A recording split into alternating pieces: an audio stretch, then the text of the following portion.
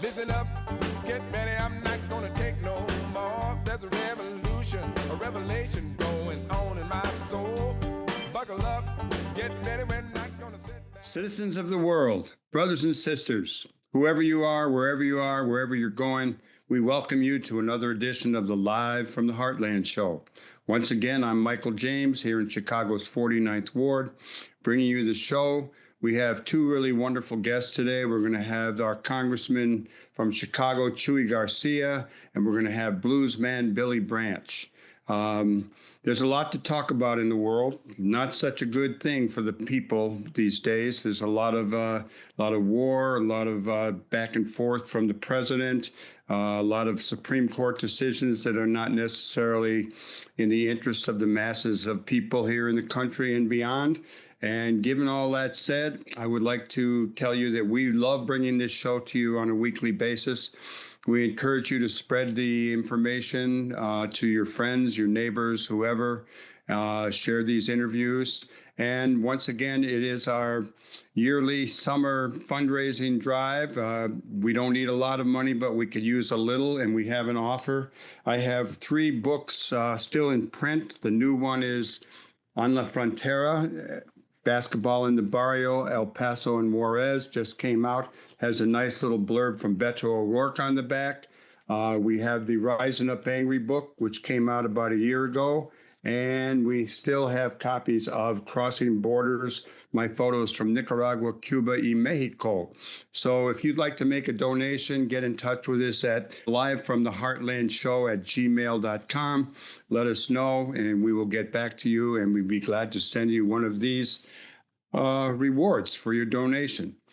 Okay, with all that said, and with all of the issues we face, both here in the United States and beyond, our first guest is the wonderful Congressman Chuy Garcia here from Chicago, and we're going to talk to him about the terrible bill, about Gaza, about the future of the Democratic Party, the relationship between Mexico and the United States, and certainly what the Democrats might have to do to get some power back. Okay, take a short musical break, and we'll be right back with our first guest.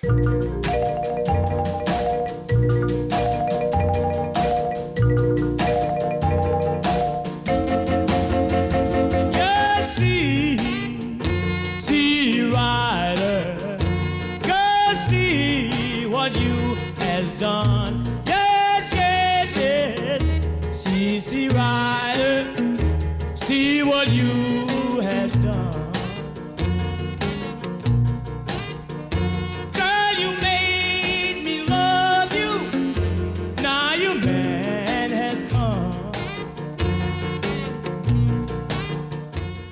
Welcome back, all you citizens of the world. It's time for our first guest on this week's Live from the Heartland for the week of July 11th. And our guest today, our first guest, is the one and only Jesus Chuy Garcia, a longtime activist here in Chicago, a longtime politician, a wonderful guy. And it's always great to talk to him, particularly when I can get him to pull over on the side of the road and do a little bit of a Zoom. So where are you parked at, Chuy? Good morning. Delighted to join you, Michael. I am parked in front of the beautiful Frederick Douglass Park, right in between the South Lawndale and North Lawndale communities on Route 66, Ogden Avenue, in a nice shady spot. I just got here, and that's a great place to be able to do the show. Great. Well, let's start off with something that's not so good, not as good as this show, not as good as you and me, but that vote, that terrible bill that Trump people call the big, beautiful something or other. We know it's the terrible, terrible something. How about giving us a little bit of an overview about what it came down to, how you couldn't get any more Republicans to switch, and what it means for the masses of people here in this country and beyond? Absolutely. This is a terrible bill. That's why we call it the one big ugly bill. It's a reconciliation bill, basically a tax bill that produces the largest transfer of wealth from working people, from poor people, from the middle class to the 1% in our country. in the form of tax breaks that amount to about $1 trillion, so that the richest people in our country, big corporations, can continue to have tax breaks at the expense of, you guessed it, working people, poor people, people with disabilities, etc. The implications of this are as follows.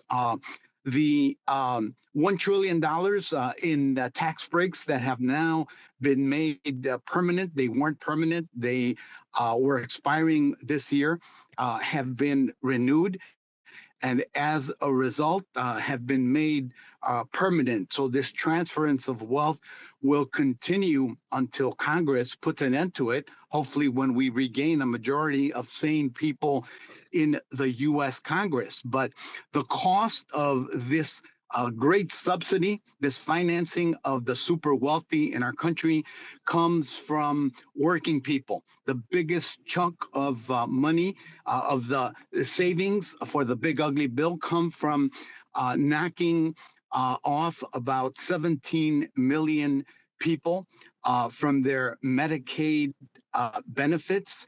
That will begin in right after the midterm elections at the end of 2026. That is one of the most draconian actions ever taken against working people. It will affect children. It will affect people with disabilities. It will affect the elderly as well. And it's going to affect hospitals and nursing homes and clinics. As a matter of fact, it is likely to devastate rural health care in the reddest of states across the South, and where Donald Trump got some of his biggest vote margins as well. It's going to devastate state budgets. Governors, whether they're Republicans or Democrats, are going to be hurting and trying to make ends meet and have the states step up to meet the demand for providing health care. So it's going to kick people off of their Obamacare, the Affordable Care Act. And then secondly, about 40 million Americans are going to experience cuts in their food nutrition programs, also known as SNAP, or as you and I used to call it, food stamps, Michael. This will affect every state across the country, and this is how we are financing the subsidizing of tax breaks for the rich in the USA. One other thing I want to add, because I know that your listeners care much about this, in this bill, we now will finance the military-industrial complex through the military budget, the Department of Defense, for over $1 trillion a year. This is more money than the Department of Defense asked for in the first place. So these are the hits that are coming to ordinary people across the country. They are severe, and we haven't even talked about immigration. I'm going to let you ask that question, but the unprecedented amount of funding that has been appropriated for the surveillance, for the apprehension, for the racial profiling of immigrants, and then the mass incarceration, mass detention. Some people are calling them concentration camps that are being built. Some, of course, the most recent in Florida, the Alcatraz prison, Alcatraz crocodile prison. There is just one example of the cruelty and the threat against Americans that will continue because this bill will fund the draconian, unprecedented measures that are likely to follow in the coming weeks and months and years. Chuy, let me be clear. Is there, I know they had a lot of sneaky stuff in this bill, like a lot of the pain that people will feel won't happen until after the 2026 election. And I'm just wondering is if we get the Congress, can we roll back any of this, or do we need to get the Senate and the presidency too? Well, by winning a majority in the Congress, we can slow things down. We can halt some of these things, but it is essential that we also win the Senate. The way things are going and the unpopularity of the bill suggests an opening for taking the Senate back, but it is a long shot. We have to defend more seats than will be available. But I think that when Americans learn about what's in this bill, they're going to be pissed off and they're going to be angry, just as people have turned out in some of the largest protests ever in our country. Over 5 million people took to the streets on No King's Day. We did a great job here in Chicago with over 75,000 people turning out. That's what will be needed, that and more. And of course, the fight in Congress to expose the shenanigans that are at play here through this big, ugly bill. You know, in the Senate, there were a few people, Tillis, Murkowski, even the guy from Missouri. Some of them expressed some remorse, even if they didn't act it out. Do you sense that from anyone in the House? Are there a number of Republicans who you thought you maybe could switch their votes, or are they pretty much in lockstep? Only 2 Republicans in the Senate voted against the big, ugly bill, mostly on the grounds of that it builds, it increases the deficit, the national debt by about $4 trillion so that the rich can become richer. And others who had misgivings about the bill and know the pain that is coming were much more afraid of Donald Trump than of the suffering that the bill will cause for millions of people across the country. So unfortunately, spines are on the other side of the aisle are hard to come by. But I think that as the protests continue, as people learn about the bill and its impact, they will come to regret this vote. And I think they will have been on the wrong side of history without a doubt. I'm going to save the immigration until a little bit later. Right now, I want to turn to Gaza in the Middle East. About a week or two ago, you were one of 18 people out of 535 people in the House and the Senate who joined Rashida Tlaib in urging the Trump administration to stop supporting Israel's starvation of Gaza and the killing of hungry Palestinians. I wonder what your thoughts are on that only 18 of you signed that, and what you really think about where the Democratic Party stands around this. We have people, even Democrats now, being critical of the Democratic candidate in New York for the mayor. We have Democrats seeming to ignore the number of young people, voters that we need, who are very supportive of Palestine and sometimes don't vote because they're pissed off. Your take on all of that, how Gaza and the Middle East plays into the future of not only the nation, but the Democratic Party's politics. I signed on to that letter, Michael, because I am ashamed of the role that we have played as a country in arming the Netanyahu government, which has committed the atrocious mass killings, indiscriminate murder of people in Gaza, of children, of women, the number of people that have been wounded and maimed, the number of amputees. This may be, it certainly is in the 21st century, the most catastrophic of events as it relates to war crimes being committed against a people, more casualties, for example, than another conflict that gets a lot of attention, and that's the Russian war against the Ukrainians.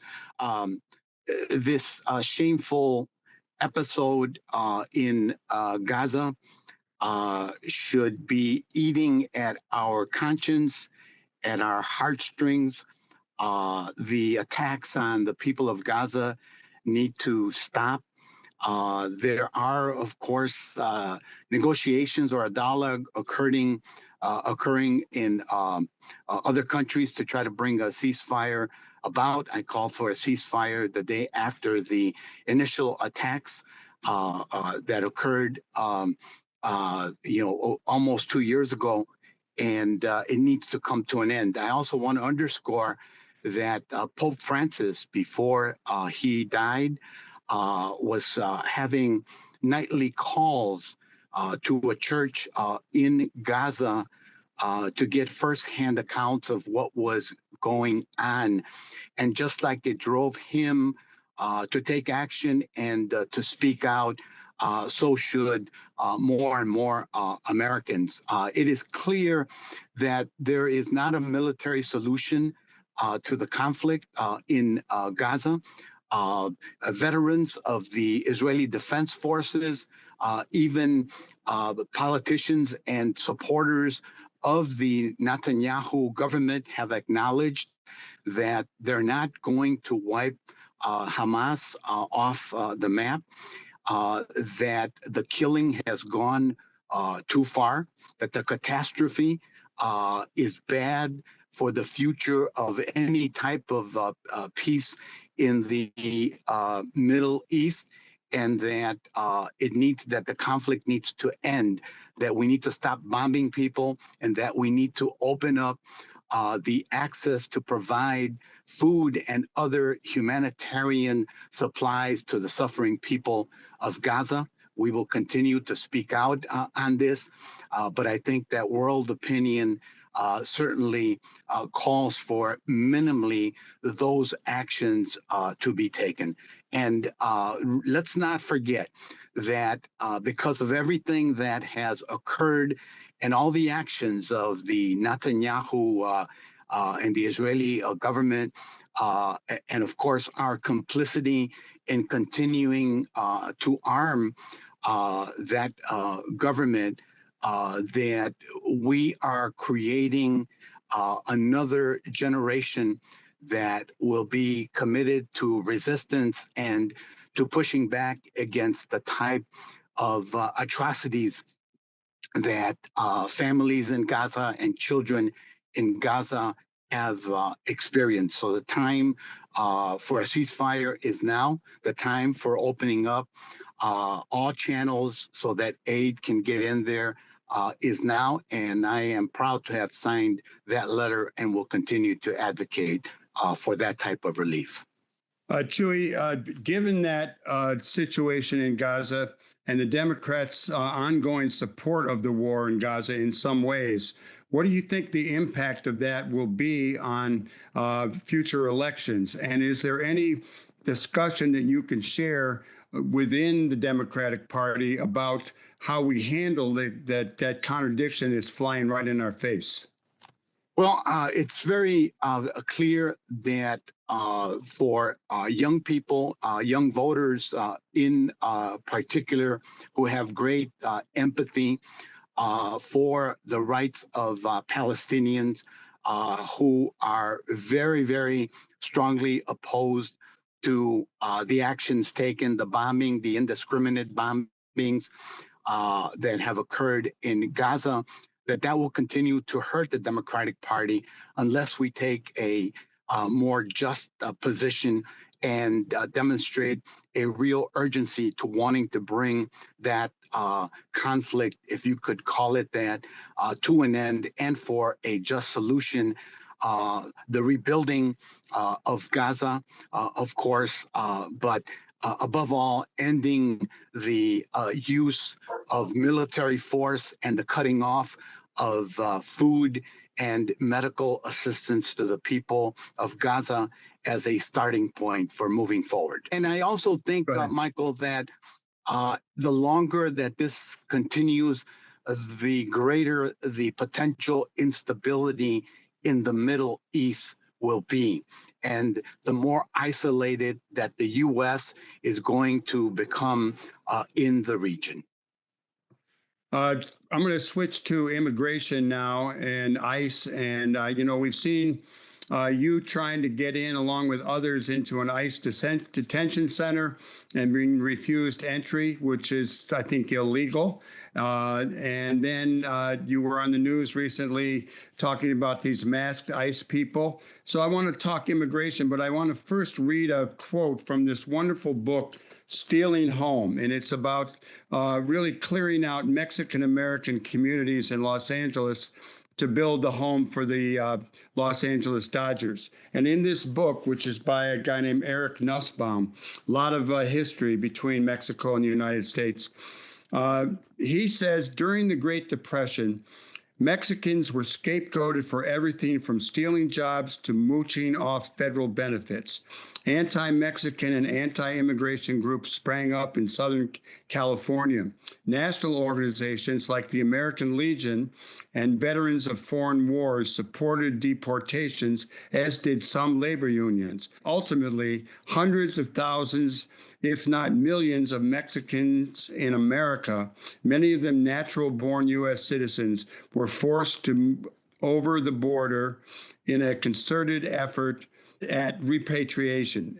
In some Mexican neighborhoods in Los Angeles, immigration officials went door to door checking people's papers. So, does that remind you of today? It certainly does, Michael. That was a very dark episode in our history during the Depression. There was a smaller repeat of that during the early 50s. When Operation Wetback was initiated as well, with the same type of anti-immigrant hysteria.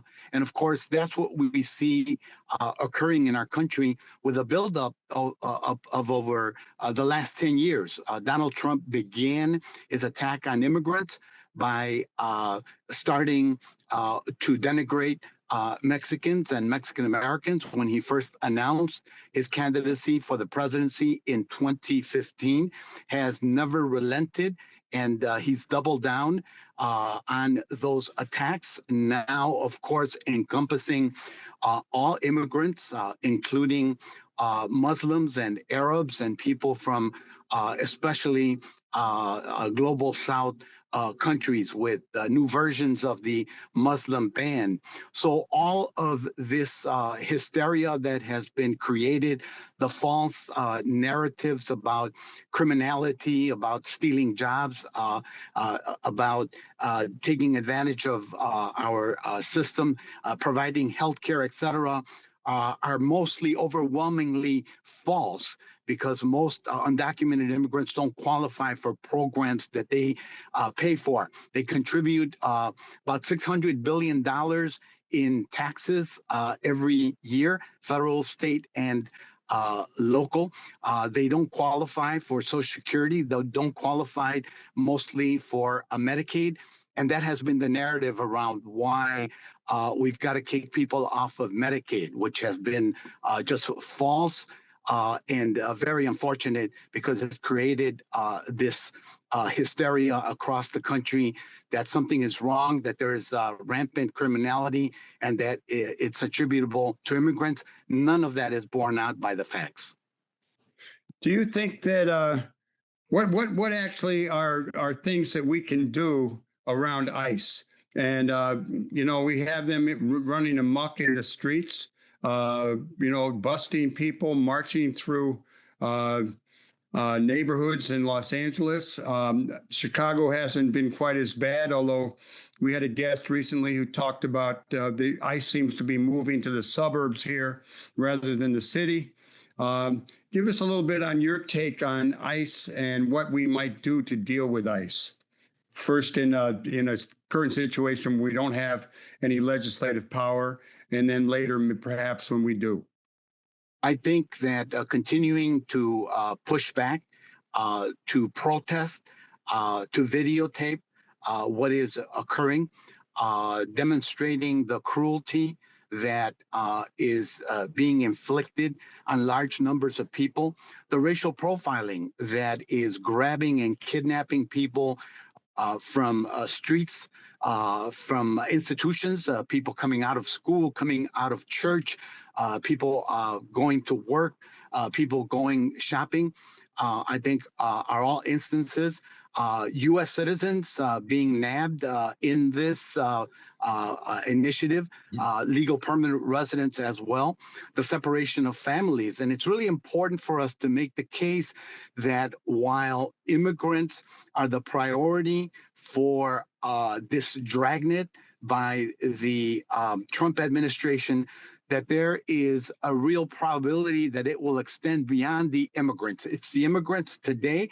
It will be union workers. It will be labor people. It will be the LGBTQ community. It will be other groups in our society who demonstrated an opposition, a dissenting point of view to Trump's view of the country and of the world that will be targeted next. The fact that you have masked agents, that you have masked agents refusing to identify themselves, even to members of the U.S. Congress, blocking our ability to do oversight, which is guaranteed by the laws that fund those facilities and those agencies and their budgets, is a clear sign that this administration is a lawless administration. They don't give a damn about the Constitution, and they will try to get away with everything possible while they fire the tens of thousands of government workers, whether it be in the Department of Labor, in the Environmental Protection Agency, in the Veterans Affairs Administration, in the Department of Transportation, on and on. This is about union busting. This is about trying to take control, absolute control of the government. And it's about having a dictator or a king in the White House. That's why everyone needs to resist, to speak out, and to continue to defend their constitutional rights while we fight, of course, in Congress, and while we step it up and show people what's really going on. I've got two more questions, Chuy. We're going to take a short break, and we'll be right back. Everyone stay tuned here on the left end of your dial or however you're getting live from the Heartland.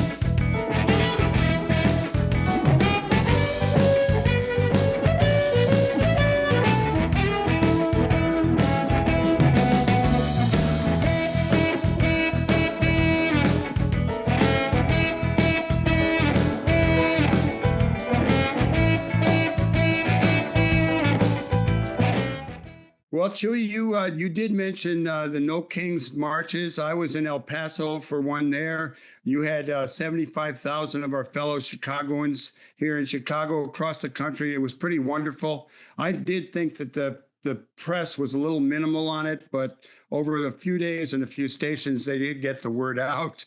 But a lot of people, even though we were showing this force of people who care about the country and want it to be a place that's welcoming for all who already live here or who might come here, what do you think we got to tell people to do right now? Demonstrations, make plans for the next election. How do we keep our spirits up? Are we just out there marching to keep our spirits up, or do you think that will lead us to something else? I think the marches are essential to demonstrate to the larger American public what's at stake here. The big ugly bill and its impacts give us a bread and butter approach or opportunity to show people who runs this country and in whose interest the government is being operated. The rich, the military industrial complex, and while we dismantle departments, agencies of the government that are essential, those that provide food assistance, those that provide health care services and the funding for those things, student Pell Grants will be reduced as a result of this budget. I hadn't touched on that. There's a cap on how much students can borrow. There's a cap on how much students' parents, if they're fortunate to have parents willing to take out a loan, can borrow as well. This is very, very draconian.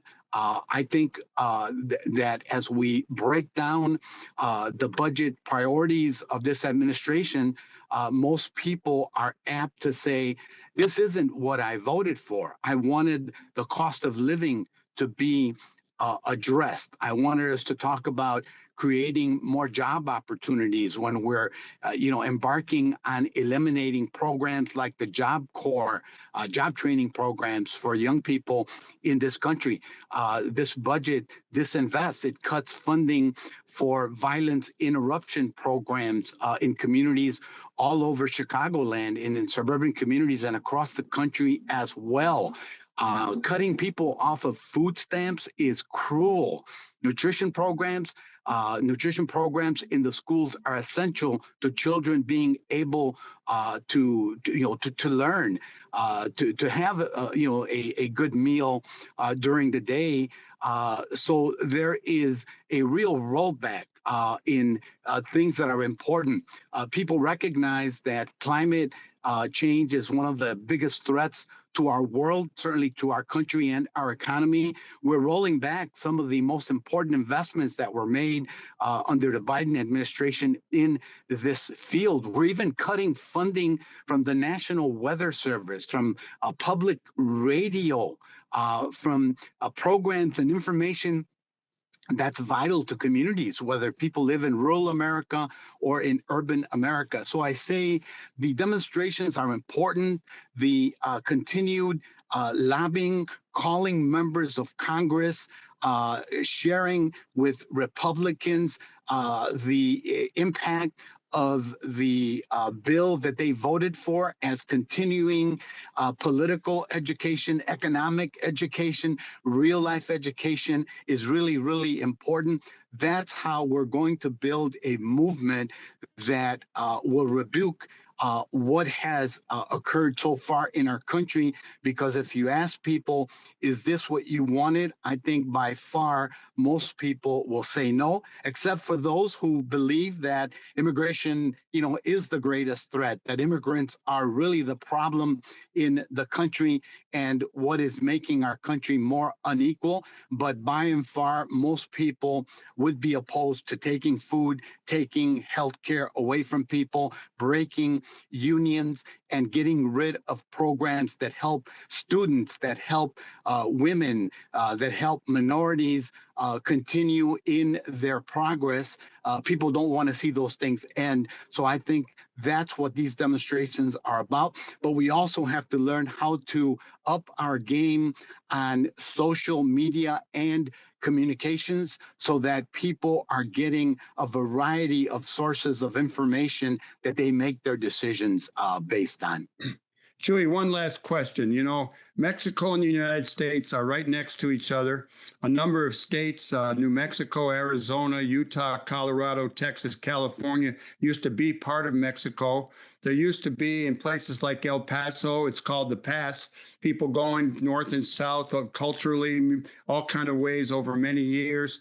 What can you say about the relationship between Mexico and the United States? Mexico has not only sent people to help with the floods in Texas. Mexico beat the U.S. in soccer the other night. And we have a situation where I heard on the radio just recently that 80% of the tomatoes, and I think avocados too, come from Mexico, and we're talking about big tariffs. What's your take on our relationships right now? The relationship is a very long and rich one. It's full of conflict because the history is long. It involves military intervention at several times in Mexico's history.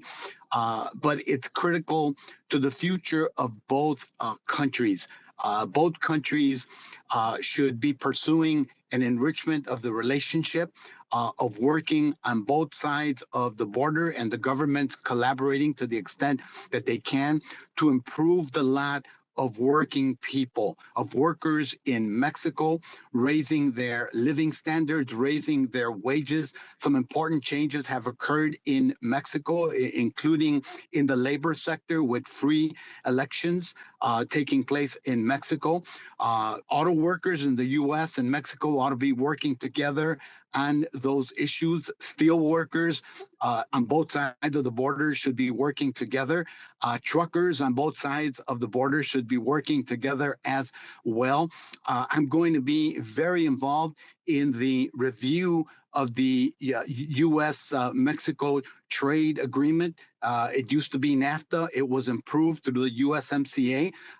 Climate is not even mentioned in that agreement. I'd like to get it in that agreement. But again, the relationship needs to continue to flourish. The countries are interdependent, will continue to be interdependent. The auto parts that come from Mexico can be addressed through trade agreements. Certainly our dependence on tomatoes, on avocados, on many other things that are essential to the livelihood of communities across the U.S. is also important. And let's not forget that Mexicans, for example, are one of the, living in the U.S., provide one of the most important sources of income and well-being for families and little villages and towns across Mexico in the form of remittances. They're being taxed a 1% tax in this big, ugly bill as a punishment, just to kind of put a cherry on top for Donald Trump's pleasure in this bill. But once again, there's a long history there.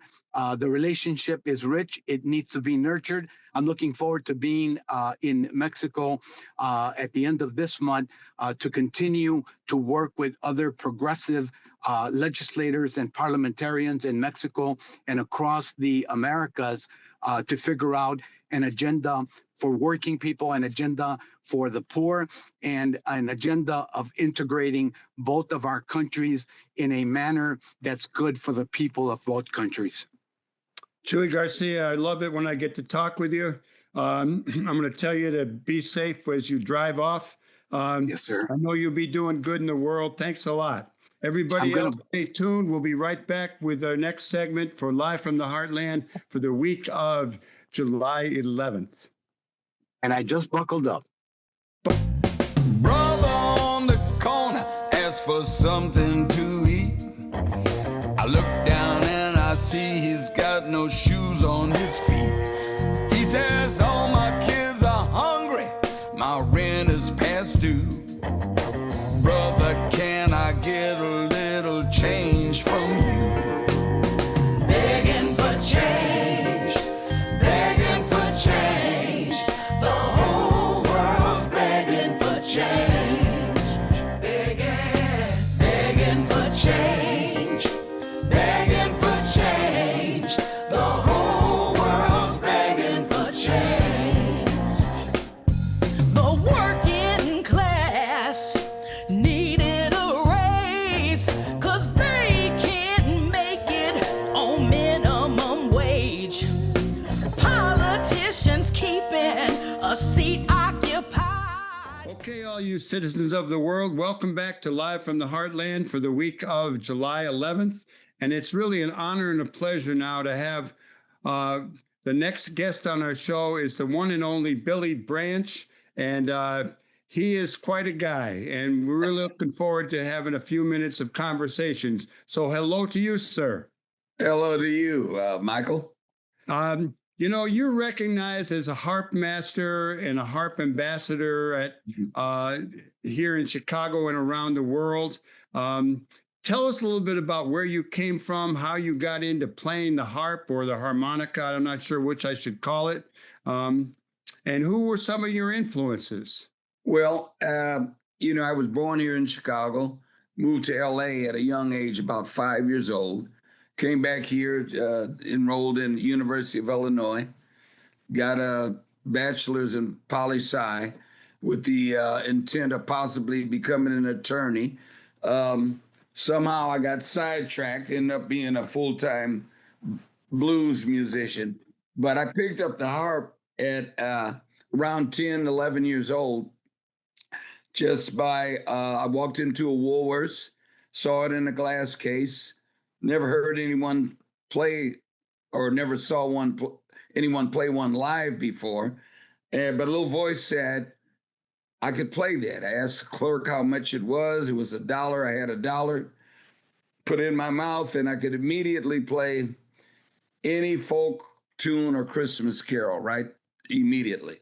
I kept that harp, that harmonica, which was a folk harmonica, wasn't the typical 10-hole diatonic that we use for blues. Kept that. When it wear out, I'd go back and get another one, and followed me back to Chicago. And then, I came in 1969, came back, returned here. And the blues was everywhere. Chicago's still considered blues capital, the Mecca, so to speak.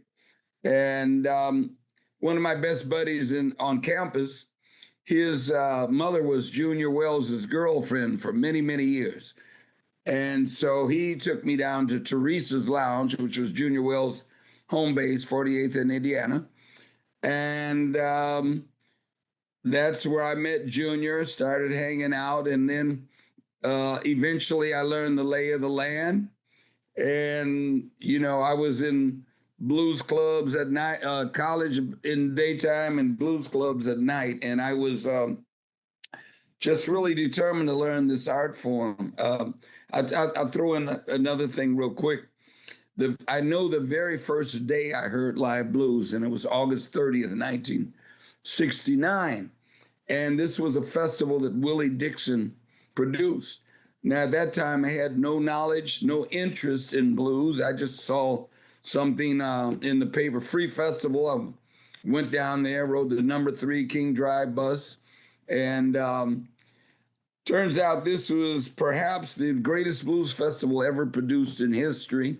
Some of the performers were Bo Diddley, Muddy Waters, Big Mama Thornton, James Cotton, Buddy Guy, Junior Wells, Sleepy John Estes, Betty Everett, and about 40 big names.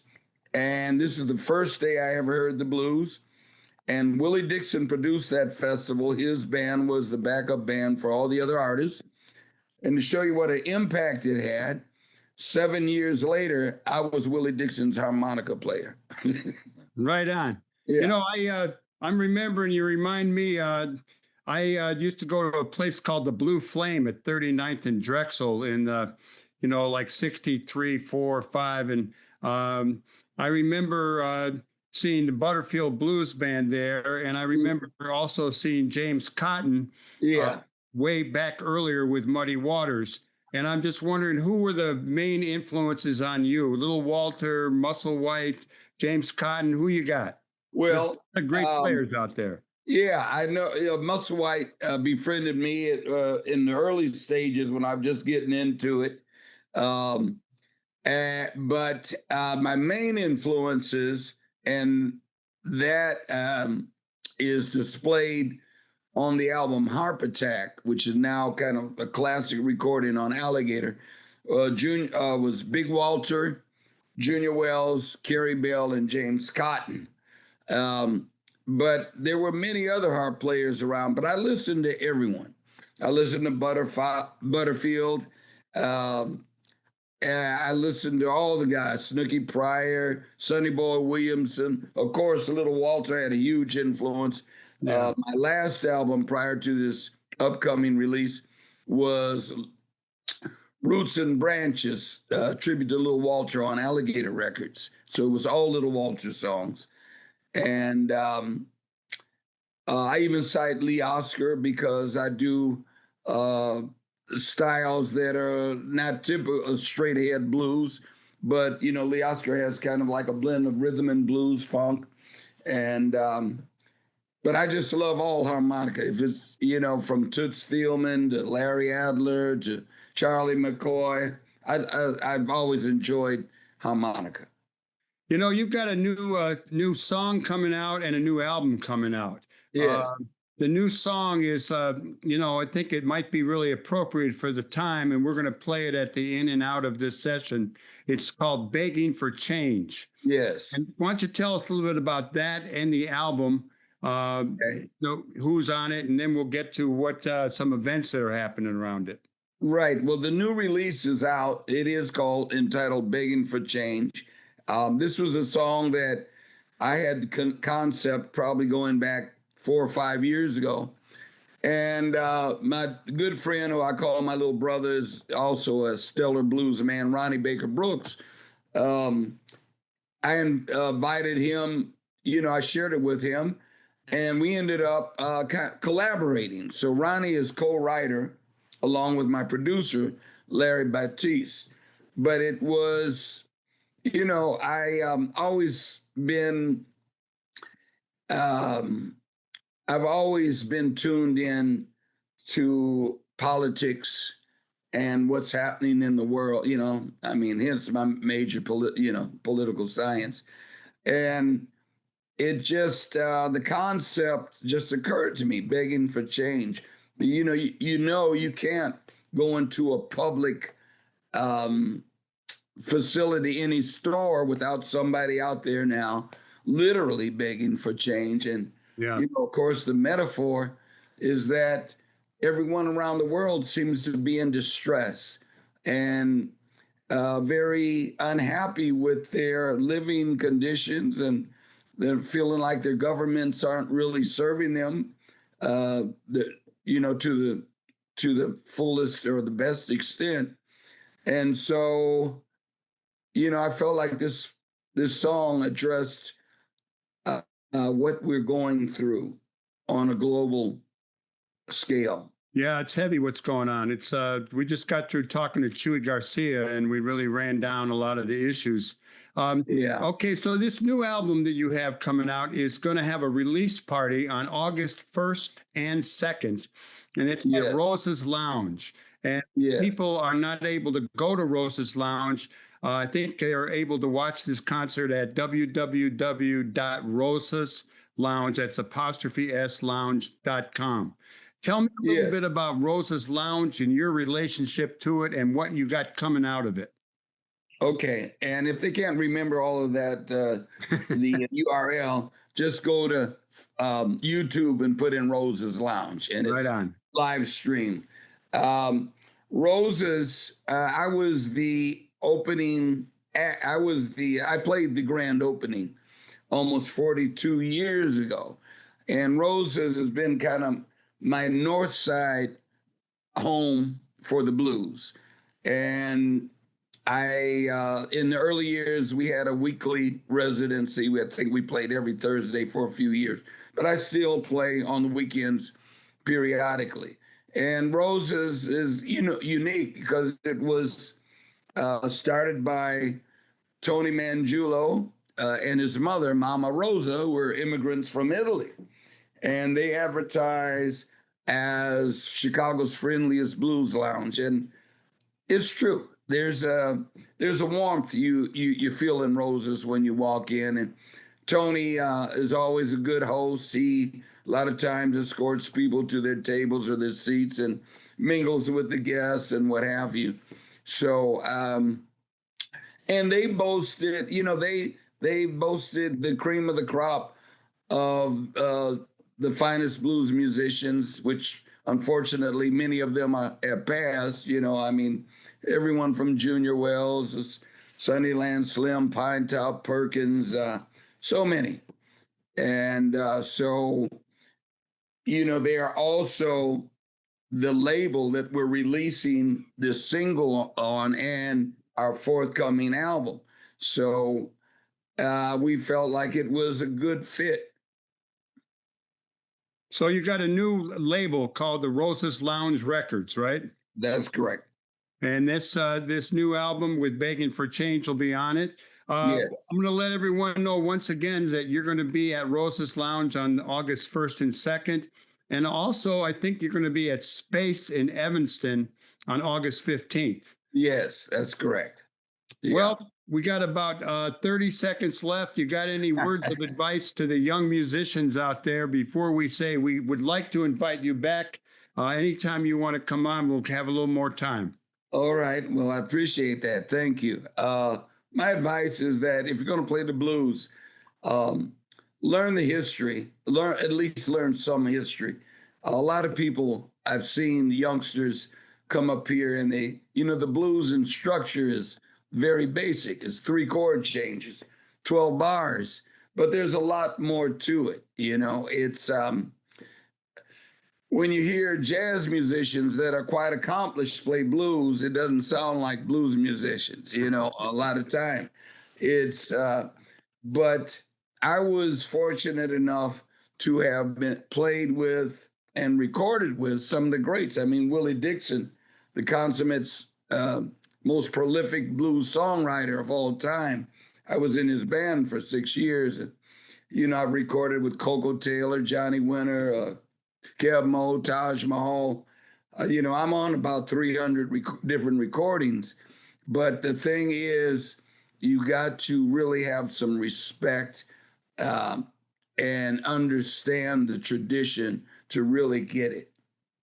Billy Branch, thanks for coming on. I'll see you at Rose's Lounge on the 1st or the 2nd. I'll make it one of those days. I want to thank you for coming on live from the Heartland. I want to thank Chuy Garcia for coming on. And we'll look forward to everyone tuning in, whether you're tuning in on the radio, on the stream, or on YouTube or CAN TV. We're really glad you listened to Live from the Heartland. And remember, all power to the people. Do good in the world because together we can make a big difference. Over and out till next week.